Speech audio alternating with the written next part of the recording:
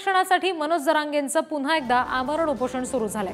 सगळे सोयरे अधिसूचनेचं कायद्यात रूपांतर करा अशी मागणी जरांगेंनी केली आहे। आरक्षण न दिल्यास विधानसभा निवडणुकीत 288 उमेदवार उतरवणार असं देखील म्हटलेलं आहे। क्लिअरच करतो, तुम्हाला क्लिअरच करतो। आंबड तहसीलला उदाहरणार्थ उपोषण सुरू आहे। कोणी नगर परिषदेची परवानगी घेतली मला दाखवा बरं एखादं।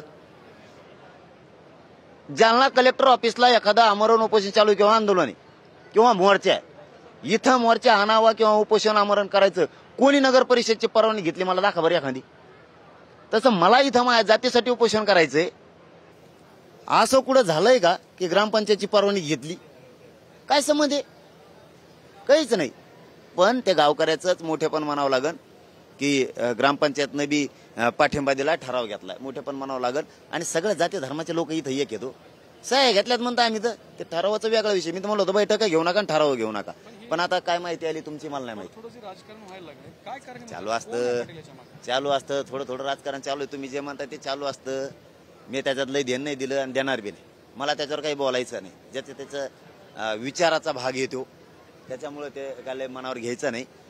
आपण मोठं मन ठेवायचं आणि सोडून द्यायचं, तसं माझं मोठेपण आहे। गावाने पाठिंबा दिल्यामुळे तुम्हाला काय अडचण येणार? हा बघ, गावाचा पाठिंबा पहिल्यापासून येऊ, ते काय शब्दाचा खेळ करणं हे अवघड आहे। मग शब्दाचा खेळ आहे तो। खरंच गाव माग आहे म्हणतो तर सह्या लक्षात आलं आमच्या, आम्ही सह्या घेतलेल्या मी ते आज तुमच्या समोर ओपन करतो। कालपासून आमच्या गावकऱ्यांनी घेतल्या, म्या नाही, गावकऱ्यांनी घेतल्या, सगळ्या जाती धर्माने त्याच्यावर सह्या केल्या। त्याच्यावरच आम्हाला अकाउंट आलं की सगळं गाव आपल्या बाजूने, त्याच्यावरच ठरावाचा विषयाला ते झालं कायदेशीर।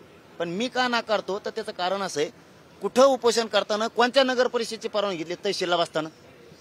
हे पटतंय की नाही तुम्हाला पत्रकार बांधव म्हणून?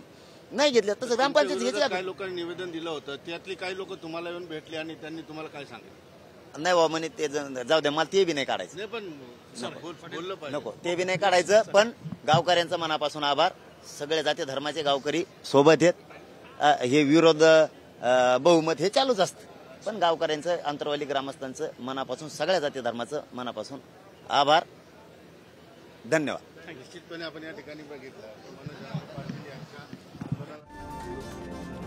आपण बघितलं मनोज जरांगे हे पत्रकारांशी बोलत होते। आमरण उपोषण त्यांनी सुरू केलेलं आहे। साधारणपणे सकाळी 10 वाजल्यापासूनच ते इथं बसलेत आणि सगळे सोयऱ्यांच्या अधिसूचनेचं कायद्यात रूपांतर करा या त्यांच्या मागणीसाठी ते अजूनही आग्रही आहेत।